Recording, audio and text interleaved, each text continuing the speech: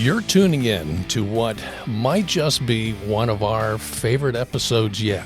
Why? Because today we're talking about our cool four-legged deputies, the K-9 unit, and our dedicated handlers. Hi, everyone. I'm Randy Warren. Welcome to the Well Said podcast with Sheriff Rick Wells.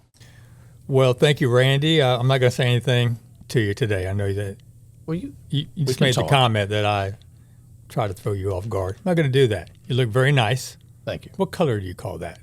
Sure. Kind of a mint green. Is that just something you made up, or sort of like okay, spearmint or something? Yeah, let's move on. It's very fresh. Yeah, light. Thank you. It is light. Very. It is. Thank you. It's misty. How are you, Sheriff? I'm doing great. I'm very excited to have Lieutenant Jeremy Bertolino here today. He is the lieutenant over our K-9 unit, something very near and dear to my heart.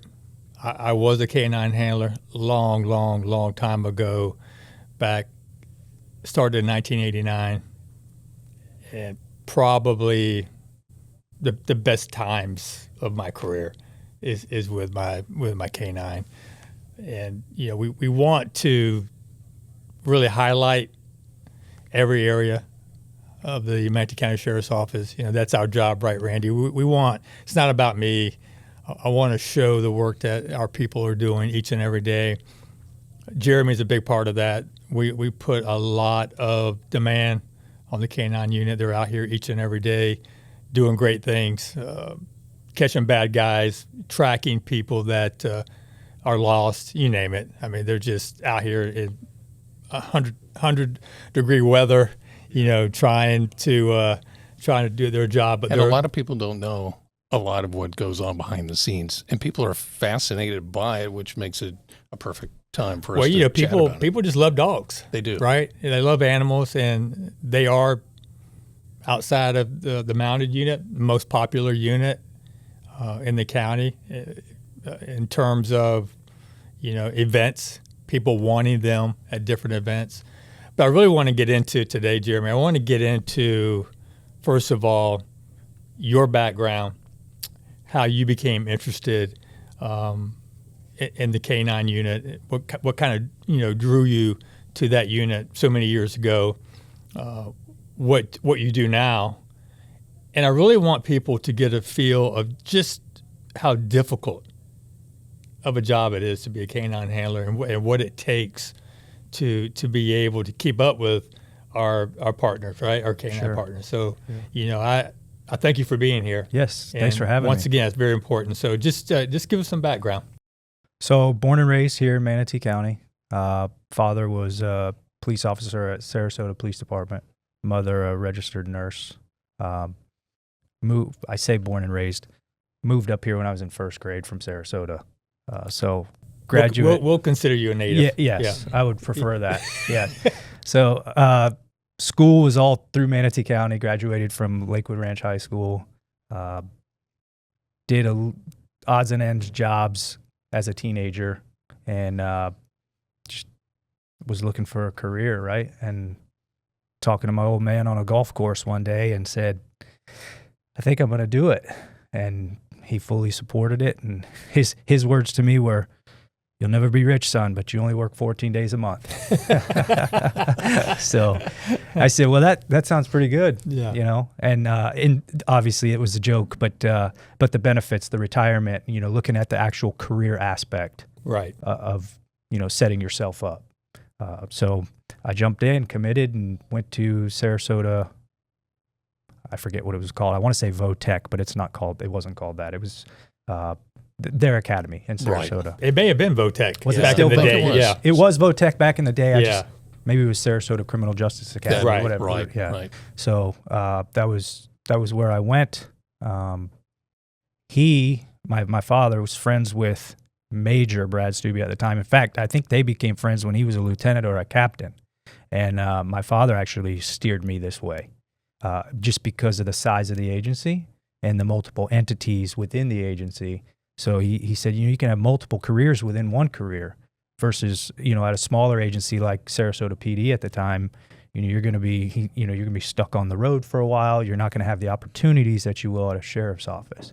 So he pushed me towards Manatee, thankfully, and got me a meeting with, at the time, Major Brad Stubbe, and we discussed things and career opportunities, and long story short, here I am 20 years later.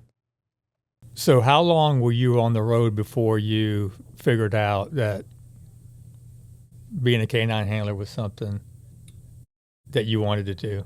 I was in FTO. It was that early for me. So I came here with the intention of flying. And that's field training officer Correct. program. Yep, correct. Sorry. So I was in the field training program, but I came here with the intention of flying because I was a fixed wing pilot. So my intention was to try to somehow get my way into the aviation unit. In field training, I met the dog handlers, and I was a dog lover, had my own dog, and always, just trained, but not to the level that obviously we do nowadays. But I just always enjoyed that stuff and had pets that I would play with, right?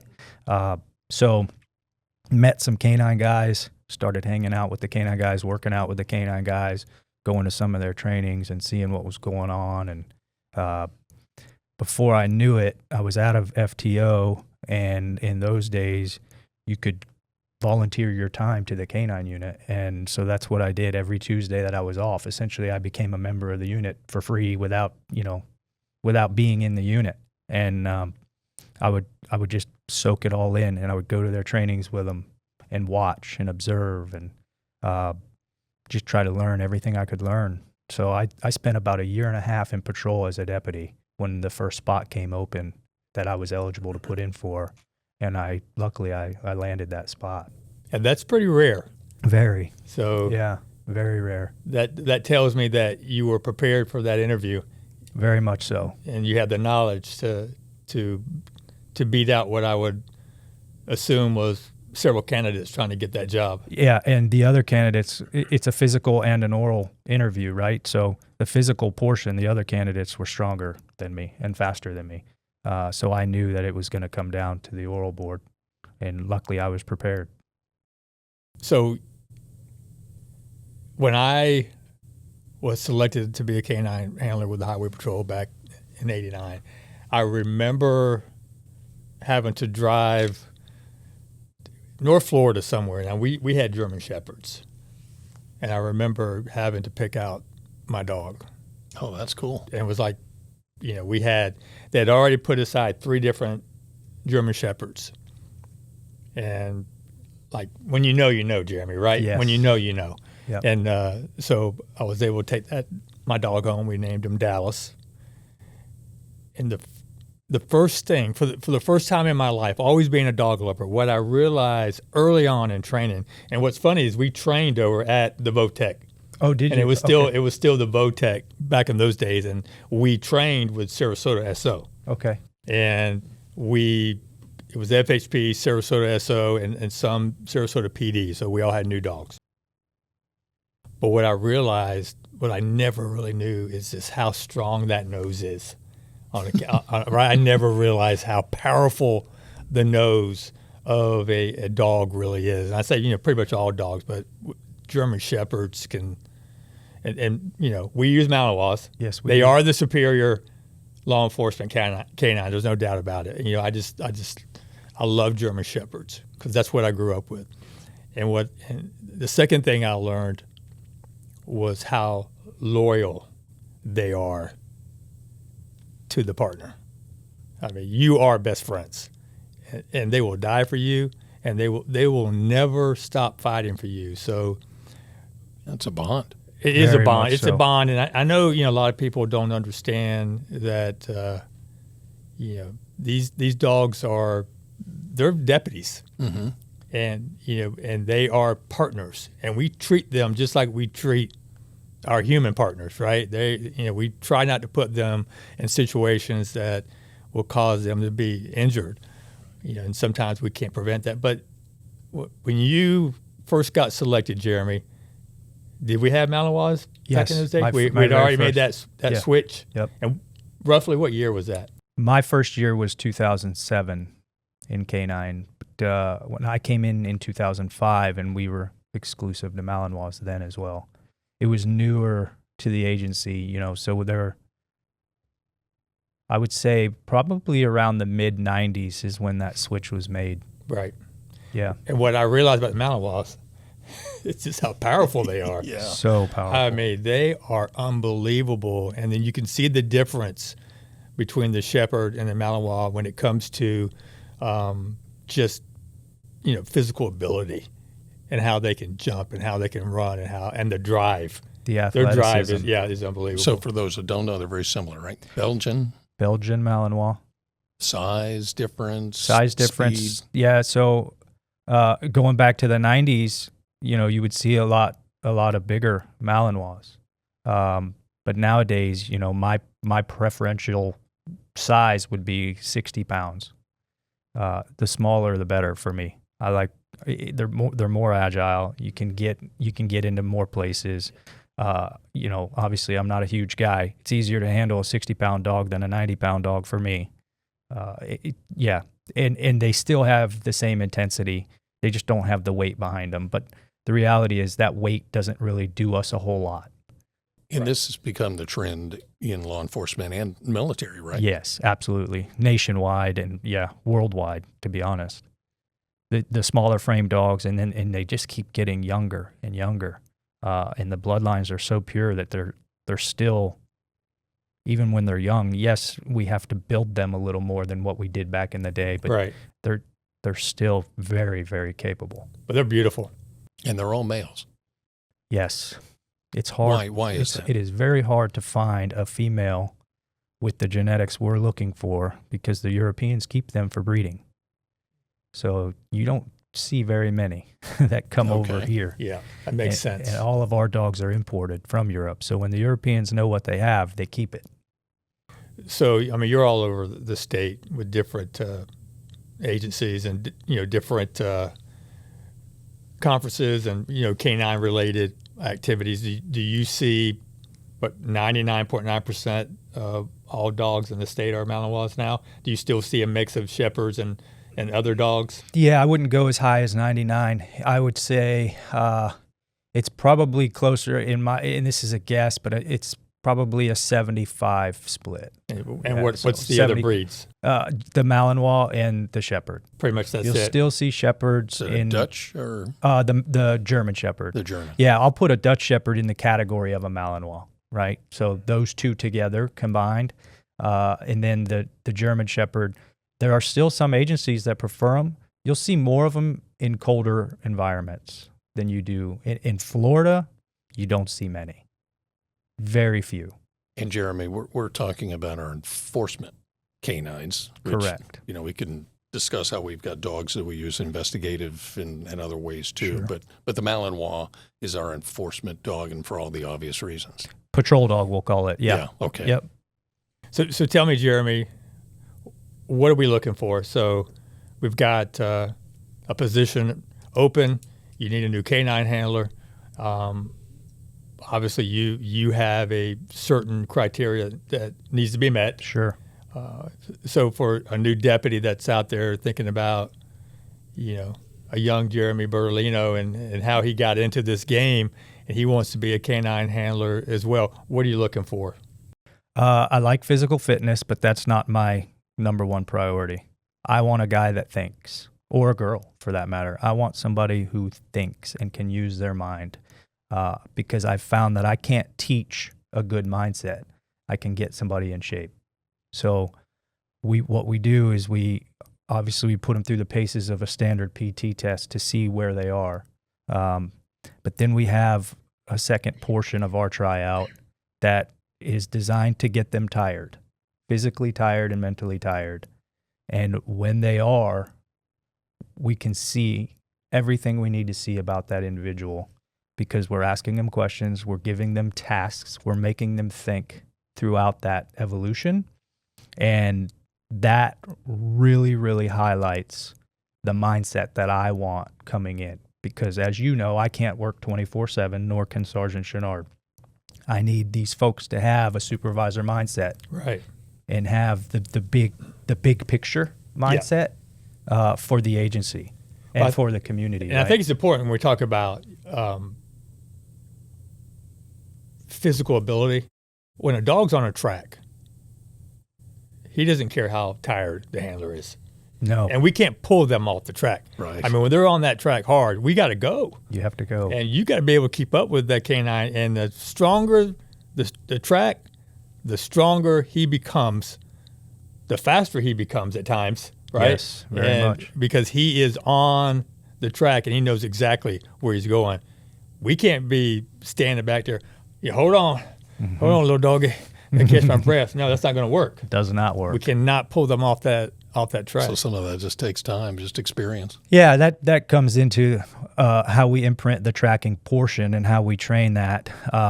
We want the dogs to be as slow as possible on a track. Now, innately, they're going to pick up speed when they get close, when they get that stronger scent. So what we do is we try to exaggerate the pace in the beginning when we imprint it of essentially a walking pace, knowing that once they get some tenure, that they're going to pick up their pace a little bit, but it's still a very manageable and safe pace. We have to remember that when we're tracking a bad guy, once that dog finds a bad guy, I mean, we have to be ready to respond. Mm-hmm. We can't be so out of breath and so tired That's right. that we still have to do our job. And we have to protect that dog as well. Our canine is going to be on that person. We've got to get them off, and we've got to protect the dog and also ourselves. So we can't just be laying back there, taking a breather. No. And not everyone ends in a bite, right? No, very few. Right. Very few. Very few. Yeah, we're at 6% this year to date. That's great. Yeah. And that's what we want. So that's a misconception. Very probably. much so. Right. Yeah. Yeah. Yeah, these dogs, they do have misconceptions with respect to aggression, right? Like we teach them to do specific tasks for specific reasons. And one of those pieces would be to engage when needed. But the discipline that these dogs have, it's a very high standard, right? They need, at this point, they need to be told what they can and can't do for the safety of the community and other deputies and everybody around us when we are deployed. So that dog nowadays that comes out of the truck is not coming out of the truck with the mindset of anything that moves, I'm going to it. Yeah, Those days are gone. that's all about training. Absolutely. That's what impresses me the most when I watch our guys training their dogs is the command and the obedience. If they're about to run and bite someone, they're coming back, right? Which is part of the training. Absolutely. You got to be able to recall. You got to be able to call them back. So if the bad guy right in the middle of this confrontation decides, no, I'm not going to fight. This dog is scaring me, so I'm going to do the right thing, right? I'm going to do the right thing. Which you would think more of them would do that. But, listen, Brandon, we've talked about this. Criminals are stupid.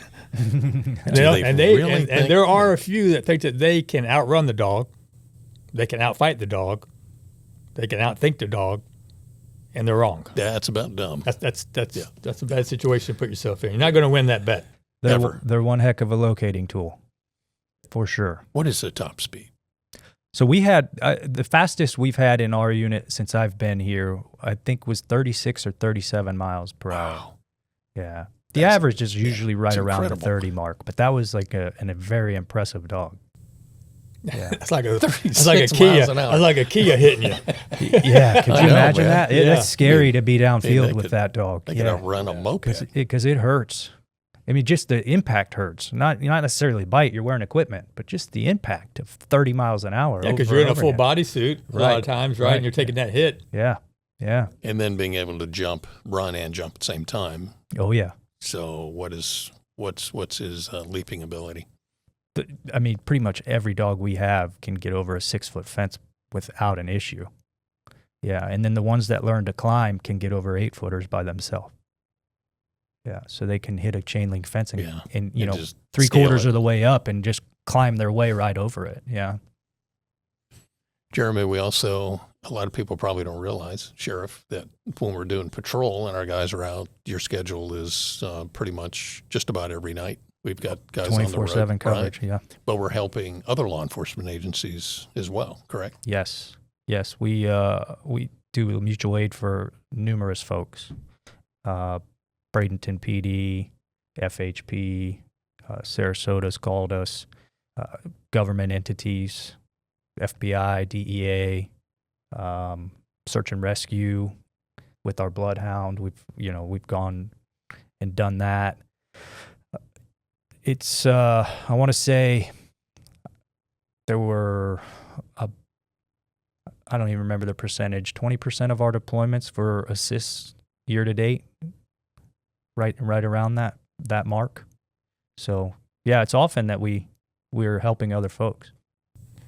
And that's important, for us as well. We want to be able to help out all the agencies in the county, and they're going to help us out as well if we need them. So we have great partners here in Manatee County. We all get along. We all help each other. That's big. Unfortunately, that's not the way it is in some areas of the country.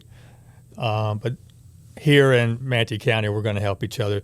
Jeremy, tell me, when it comes to training and the different scents that we train on, not only with narcotics, but some of the other training techniques you use, our bomb dogs. Sure. How many bomb dogs do we have there? We have 5 patrol and bomb dogs, so dual-purpose dogs. All right, so kind of go over that training with both narcotics and bonds. And then we also have one dog in the school now. Correct. Firearms detection, right? Sure. Is he the only one?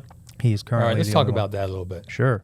So with the K9 unit specifically, 11 total dual-purpose dogs.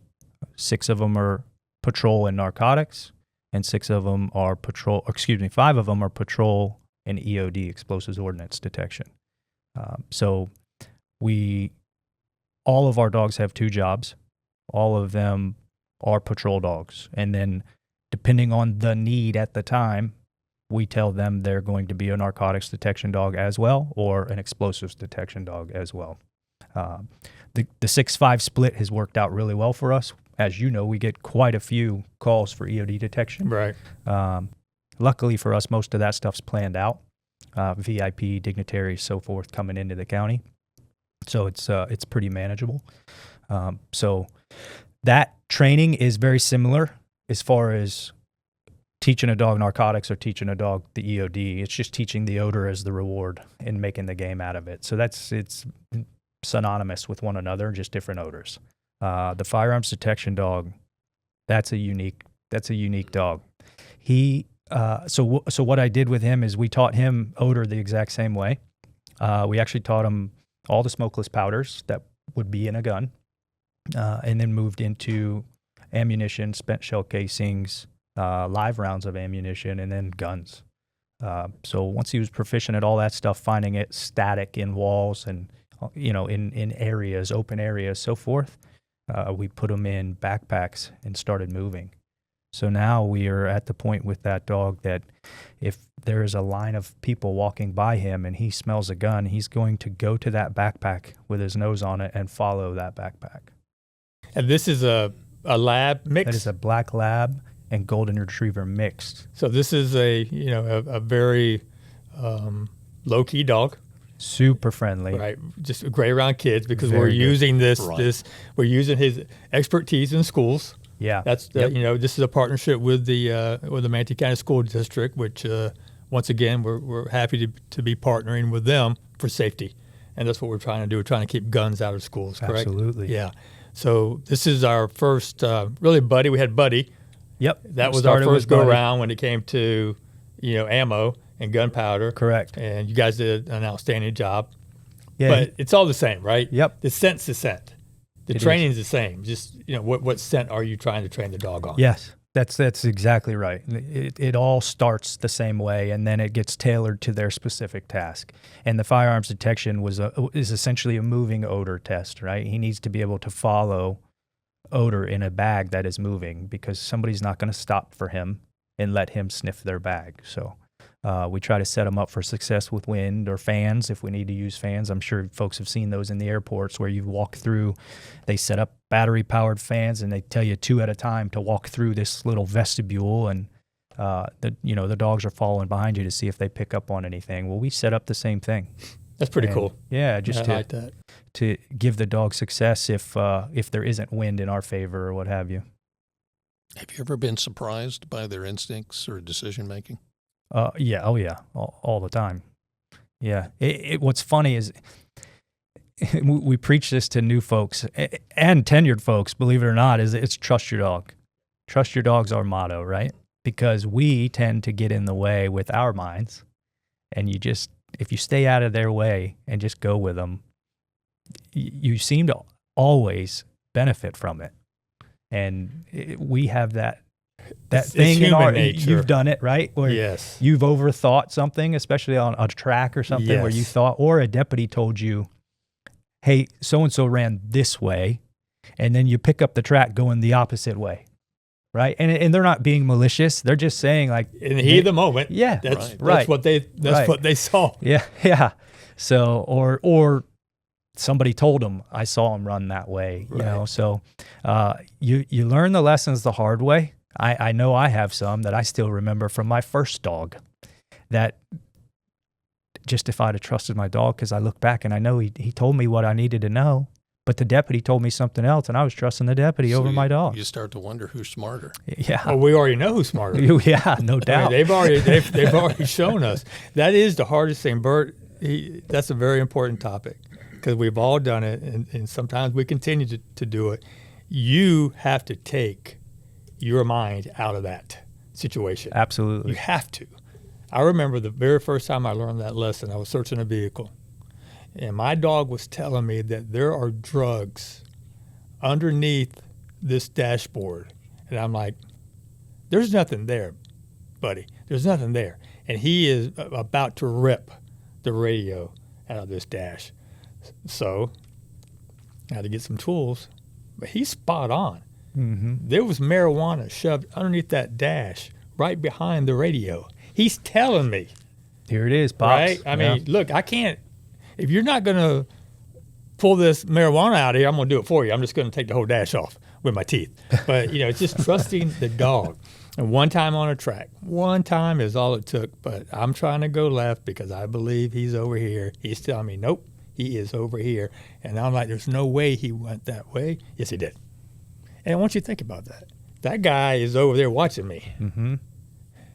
Yeah, becomes right? Officer the safety. bad guy's watching me, and we always have someone with us, but still, I mean, we're out here in the wide open. I'm not trusting my dog, and I'm wanting to go this way, and he's over there hoping I do go. So yeah, just trust in the dog. They're so intelligent, they're so powerful, they're so loyal, buddy. They just it's a joy to be around them each and every day. You learn so much. You just learn so much from them if you just pay attention and just give them the love that they need. Absolutely. Because they don't expect anything from us, Right. Other than acknowledgement. That's right. Yeah, all we do for them is get them to the party. Yeah. That's all we are. We're a transport. So they take care of the rest. I've often wondered this, Jeremy, Sheriff. Do you think they start because they're so smart and they're around the law enforcement, they're doing this every day, they're a four-legged deputy, wearing a badge. Do you think they begin to understand the difference between good and evil, or is it just about getting the tennis ball at the end of the call? No, I think they have the ability to tell the difference. I believe that too. Yeah. I know that to be true. I can remember the very first time. So when I got my dog, he was 100% green. He came from Germany. He was at this kennel, but he's green. So when we started to train, it's day one. I toted him from Manatee to Sarasota for 3 weeks. One night we're training, and for the very first time, somebody came up to my car and he went ballistic, as they do. He knew that was his castle. That was the very first time that he had ever got agitated, right? So he knew that person should not be around me. Why are they coming up here to my car? And you know how they get, Jeremy. Oh, yeah. We can't even walk by a K-9 deputy's car. But it clicked for him. But they know the good guys and they know the bad guys. They sense it. I think so. Yeah. I really think so. I've seen a lot of that where the hackles stand up and They're unsure, you Yeah. know, and you got to read that and pay attention to that. Absolutely. It goes back to what Jeremy said. You got to read them. You got to trust them, and they'll, more times than not, they're going to show you the way. So tell me how rough is it here, even with the mountain walls in Florida in the summertime? 95 plus. Yeah, you're out there on a track. How long can they really, withstand that type of heat and humidity? Yeah, midsummer we're looking for, our dogs are all in pretty good shape. We're looking at 20 minutes or so. And going back to the earlier portion of this conversation of slowing them down on tracks, it's going to give us a little bit more longevity Right. of that working ability versus letting them run. So we're putting that into play now. It's not something that happens overnight, but we're really working on slowing these dogs down a lot for those reasons, right? We get longer deployment times, and it's much safer. So, Yeah, and just so people know, when we say that, 20 minutes, and then we have a fresh dog that's right. coming right in after. Yeah, that was where I was going. So what we'll do is we'll work a dog not to exhaustion, but to where we know he's tired. We'll stop, put him in a cool truck, put another dog on the ground right there. We call it leapfrogging, and we train that a lot because it's so effective for us here in the summertime. Right. And we want to be able to put multiple dogs on the ground and take over tracks and continue to just jump each other if it turns out to be a long track. And we've been successful a lot of times doing that. So we continue training that for those reasons.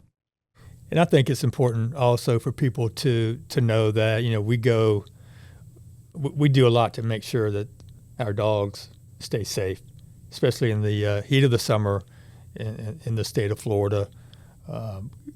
Tell people exactly, what we do to ensure that they are not left in an area that's going to cause great harm to them. What have we done with equipment throughout the years, with our vehicles and anything else that, any protocols that we follow to make sure they're taken care of in this intense heat? So all of our vehicles are equipped with a heat alarm system made by a company called Ace Canine. They're actually out of Florida. They're on the East Coast.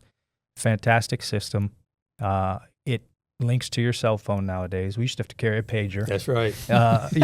So. Well, I didn't even have a pager. I'm not going to lie. We just had the horn would go off. That's all we had back in the day. Yeah. So you better hope you had to sit close to your car to hear the horn go off in case something happened and the vehicle shut off. Right. So now they all link right to your cell phone.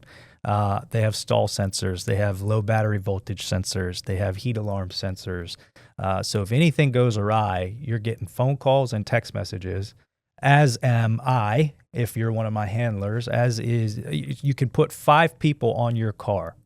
So we've all done that with each other. The folks that work with each other are all connected to their heat alarms, and just to ensure it doesn't get missed. Absolutely. Right. Just to make sure that if it goes off and your phone was in your truck because you ran out to, who knows, get a sip of water or run to the restroom, whatever it may be, somebody's getting that alert, and we're getting somebody to that vehicle.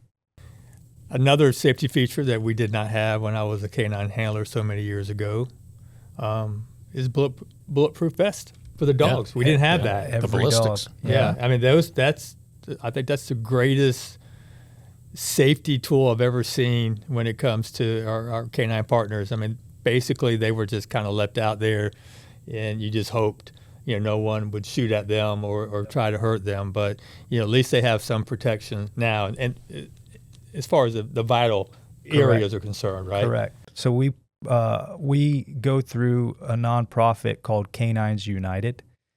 What they do for us and all law enforcement across the country, they're awesome in how they work.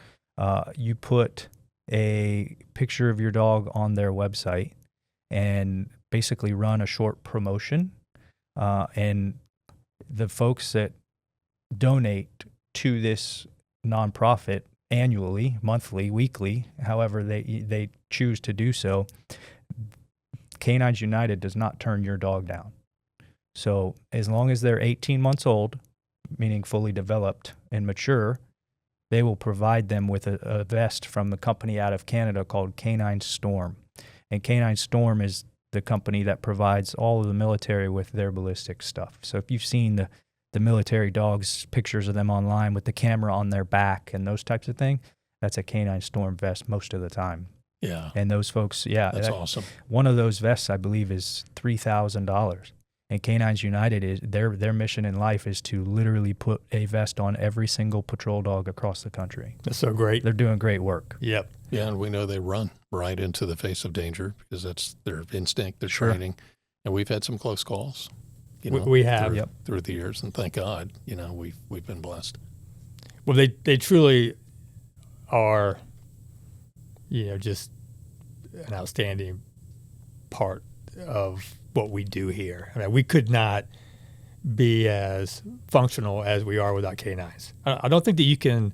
I don't think that you can perform the duties of a law enforcement officer that what the citizens expect from us without canines. I don't think that we could do the job that we do. I mean, even if it's just simply out there tracking missing persons and trying to help. A lot of times we have seniors that lose their way and they're walking around in their community, and we're going to find them. That's the goal. And you don't think really technology is ever going to replace that? I don't think it has the ability to. It can help, but it's.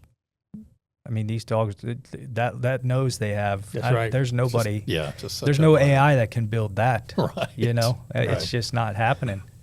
So we've got coming up, this is airing in the month of November, and we've got a great opportunity to have the national field trials right here in Manatee County. Tell us about that. Yeah, so the United States Police Canine Association has a national field trial annually, and this year we're lucky enough to be hosting. So it's November 9th through the 14th. We're looking at approximately 70, 75 handlers from across the country coming here to Manatee County for the week. To compete in 4 different disciplines as far as patrol dogs go. So it's obedience. Open to the public? Yep. It's open to the public. The main location is Tom Bennett Park. There'll be tons of signage. There'll be food trucks. There'll be vendors. I encourage everybody to come see it. The secondary locations, which will be competed at, they're only being competed Monday and Tuesday, is Palmetto Fairgrounds and Sneed Island. We're doing article searches out there in a big 20-acre field that we've mowed to specifications for the event. Where can people go to learn more about this? Schedule? Yeah, everything is on a website that we built. It is USPCA 2025 nationalpd1.com. And you can also find out more by looking on our social media platforms and on the sheriff's website, manateesheriff.com. So, yeah, that's exciting. And, I mean, that's a neat honor for us to be able to be the host of it. Yes. Yeah, and I got to think, Jeremy is really the one who came to me, over a year ago, wanted to do this, wanted to take on this huge responsibility of raising money, organizing, getting hotels, getting at least one hotel where we could keep all the handlers and their dogs. That's not an easy task, but he's done this pretty much all by himself, and it's a great honor for us to be able to host this event, and it's a great opportunity for the public to go out and see the best of the best and watch how these dogs operate and how these beautiful animals help keep us safe each and every day. And, we have Manatee Sheriff Charity. It's on our website. Mm-hmm. We have a section in there for, mounted, canine. Right. Canine, they just eat it up. Everybody wants to donate to the canine unit, and we appreciate that we use it to do a lot of things to help the unit. Sometimes buy a new dog when we have one retired, equipment, whatever the unit needs. But we are very blessed here in Manatee County to have someone like Jeremy who is passionate about the unit and about these dogs, but he has the knowledge, and we train in-house. We're not going anywhere for training. If you want to come to us, we'll help you out. But we are so successful, and these dogs are so amazing. because of Jeremy and his team and the way they train and the way that they stay focused on what's important for this county, right? They're focused on each and every day making sure these dogs are ready to go no matter what the challenge is. And you just can't do that if you've got outside, people trying to train your unit. So we're very blessed. Thank you, Jeremy. Thank you so much for that. Yeah, I don't know what we're going to do when you retire one day. I don't even want to think about it. Just stay forever, please. Right. until I leave. And we see so many of these great dogs and their personalities, and they become, part of the family too. We'd be remiss without mentioning your dog is named Canine Vinny. Vinny. Beautiful black Malinois. That's right. Yeah. Vinny's been in competition before. Vinny has been kicking butt. Yeah. Yeah, Vinny won the regional championship this year, which includes Florida, Awesome. Georgia, and Alabama. So we're hoping to take home a national championship here for Manatee County. There we go. That'd be great. nice, huh? So how many dogs does Vinny make for you in your He's career? my third. Your third. Yeah, he's my third. I did 2 before I promoted out, and the first one retired early from an injury. And then that was a Malinois. I worked a Dutch Shepherd for about 7 years, and then promoted out of the unit and made my way back, the whole story. But yeah, Vinny's the third, and he's the best because he was a green dog. First 2 were title dogs for me, but Vinny came in as a green dog, so and 10 months old at that. But we selected him for me as the lieutenant that's not working patrol calls daily, right? The dog that's going to get a ton of work. So I wanted a younger dog that I could build, and totally different dynamic. It was the first green dog I ever trained, but I'll tell you what, it made me a believer because there's no skeletons in his closet. With those title dogs come over, and you don't know, they're 2 or 3 years old, and you don't know what you're fighting against. Exactly. Right. Yeah. So you gotta chip away at some stuff before you can build, and it's just nice having a clean slate. Yeah. And with the evolution of my professional training as well, it's the dog is a better product because of me being better too. So you just evolve over time and you get better, and so you have better quality products. I mean, there's no doubt. When I see it, we become better in our training. Oh yeah, right. As a whole. So therefore, these dogs, they become better trained dogs, and we can do more with them. The obedience is incredible. That's the one thing I remember back in the old days is you had dogs. Some were very obedient, some not so much. Mm-hmm. They were just trying to do what they could do to get past FDLE for the certification, but not our canines. They got to walk the line or they don't make it. I like the standard being higher because control is everything for us, especially in today's world with everything being video recorded and heavily scrutinized, and we really, really focus in on having complete control. What would Vinny say about you if he could talk? I don't know. Probably that I'm not working him enough. He'd probably be mad at me. Yeah, he's like, hey, prepping for this national. Why are you leaving me in the car again? While you're on a podcast right now, he wants to go chase somebody. Yeah, that's right. He's been neglected a little bit this year with me putting this whole national together. Right. He's saying, Dad, you're getting old and boring. That's what he's thinking. I need to move on. That's I gotta give me a young guy. Sure, if we were going to bring him in studio, but he'd have been kind of running around here. I don't know. That probably would have been a good idea. Yeah, we should have done that. We should have done that. Could have had him over here. I mean, we're just fill-ins. That's the star of the show. That's right. He would have stole it for sure. Right. So, Jeremy, once again, just thank you for everything that you have done, that you continue to do. I hope you know how much I appreciate your work with the K9 unit, and we just are so blessed to have you and all the K9 handlers. They're just good people, and it means a lot to me to know that we've got the passion needed to do the job correctly. Well, it makes it easy for me. I appreciate those kind words. My day of getting up early and beating my alarm clock is a lot of the times is true. I beat my alarm clock because this isn't a job to me, and I enjoy it every day. And there's highs and lows like everything, but looking at the big picture, I'm in the right spot. Yeah, yes, you are. I am passionate about it. I like doing what I'm doing, and it just doesn't really feel like work. It's fun majority of the time for me. So thanks for the opportunity. Our pleasure. Very well said. This has been a doggone good show, Sheriff. It really has. You can learn more about the National Field Trials. Again, that's happening here in the first part of this month, and we're honored to have it happening in Manatee County. Thanks for tuning in today, and always reach out to us. Let us know that you're downloading the podcast. If you've got ideas, suggestions, we want to hear it. For Sheriff Rick Wells, Lieutenant Jeremy Bertolino, I'm Randy Warren. We'll talk to you next time.